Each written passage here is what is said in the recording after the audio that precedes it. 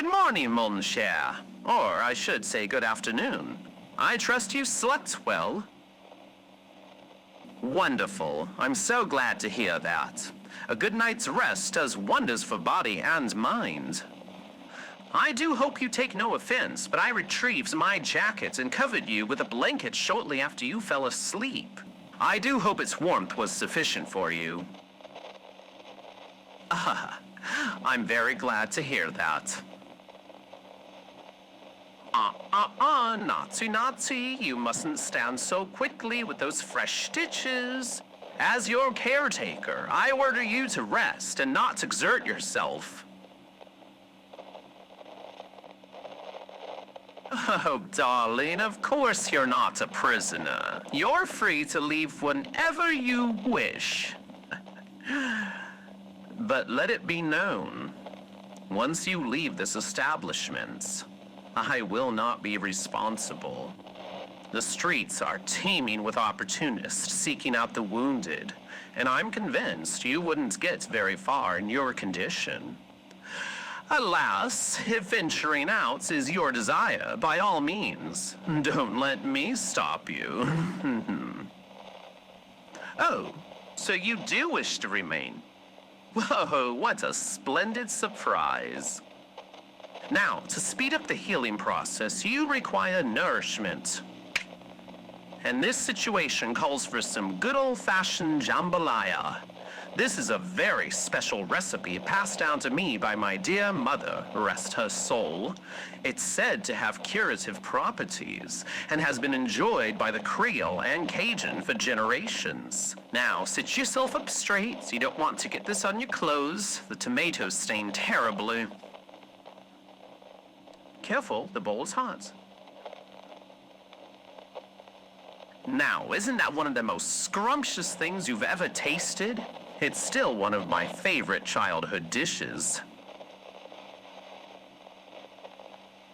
Yes, the cayenne does pack quite a punch, doesn't it? Indeed, an old family recipe. Actually, most of the families in Acadiana had their own variations, each claiming to be superior to the next. Oops, you got some on your chin. Acadiana. It's just an old word for Cajun and Creole country. I'm Creole. Well, part from my mother's side. Due to Louisiana's French associations, the Creole are a blend of people from Europe and the French territories of North America. My mother had European, Haitian, and Algonquian blood in her veins. Combine that with my father's French pedigree, and you have me, a miscellany of both New World and Old World lineage. Oh, the Algonquian, indigenous people from around the French-Canadian regions. Actually, it's quite ironic, because my mother's ties to that culture planted in me the seed of what I am today. She would tell me legends and stories that had been passed down to her, but my favorite tales were those of the Wendigo, a fearsome spirit with tremendous power. It was said that anyone who consumed human flesh would become one themselves. Needless to say, during my years of carnage, I decided to test the claim, and thus started my habit of eating others.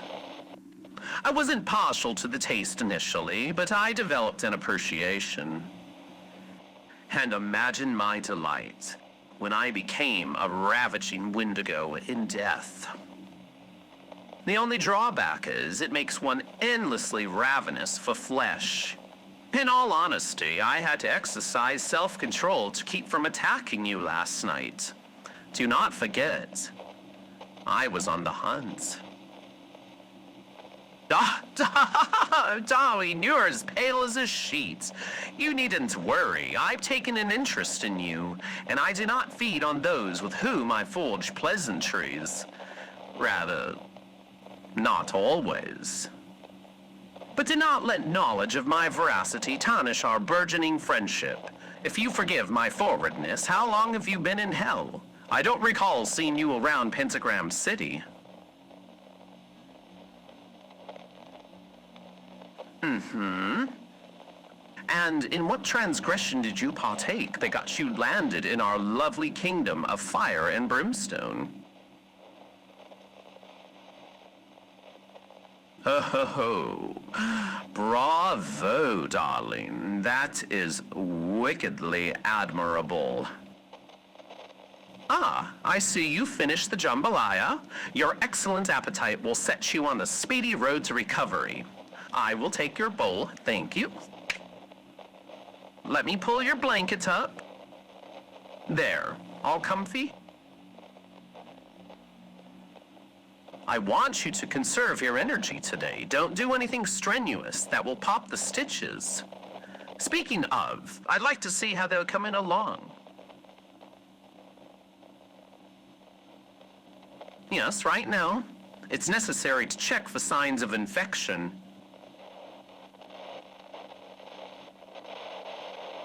All right, let me adjust my monocle here. It looks promising so far.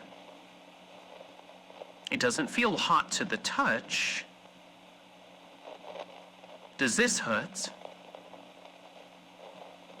How about here? My dear, how did you even acquire such an injury? Oh, you don't need to answer that. It's rhetorical.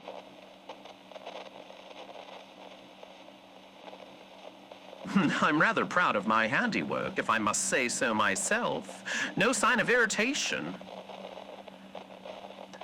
Even so, it will scar, and that's a shame, because your skin is so smooth. I suppose it's better that you've suffered merely a gash rather than having lost your life. Goodness, your cheeks are all rosy. Are you feverish? No, your temperature feels normal. Strange. Well, the prognosis for your leg is most encouraging. You'll be able to move around more freely by tomorrow.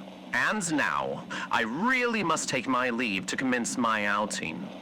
If you wish, I could get ingredients for more jambalaya. I'm so glad that you enjoyed it. Thank you.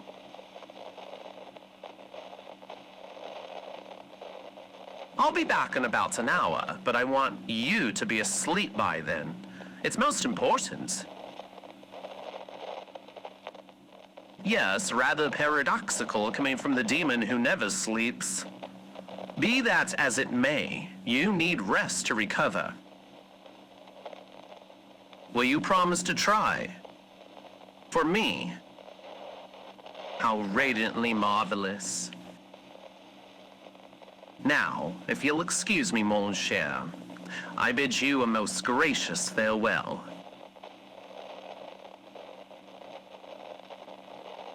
You'd rather me stay and tell you more about my childhood until you fall asleep. Oh, darling, that is a time upon which I would rather not reminisce.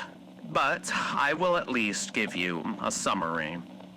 I was conceived out of wedlock and born in 1899 in New Orleans. My mother had been employed at a telegraph office, but after my father made an honest woman of her, she became a lady of leisure. My father had political ties to the city and provided us with a very comfortable existence, if nothing else. Sometimes, after my parents had particularly brutal fights, she would flee with me to her childhood home in Acadiana. It was a world apart from New Orleans. First and foremost, the stillness. One could just sit under shady trees or stand on a bridge and just think. It was loud, but not in the way like the city was with its rumbling motor cars and angry shouts. Cicadas, birds, frogs, they all filled the air with their songs. You could buy fresh-made penny candy, still warm from the confectionery kitchen. People spoke French, and they truly looked out for one another there. Acadiana wasn't just a place, but a way of life, a mentality. My mother and I were truly happy out there because we were safe. Alas, it, like my life, is gone. My powers allow me to visit the world of the living. My dewdrop of nostalgic bliss is no more. The rustic cabin where my mother and I would cook has been demolished, and in its place is something called a housing development. The natural music is gone, replaced by the noise of progress. I could only now visit that bygone sanctuary in my mind. Je regrette le passé perdu. C'est dommage. Darling, are you awake? I'll check in on you later. Sleep well.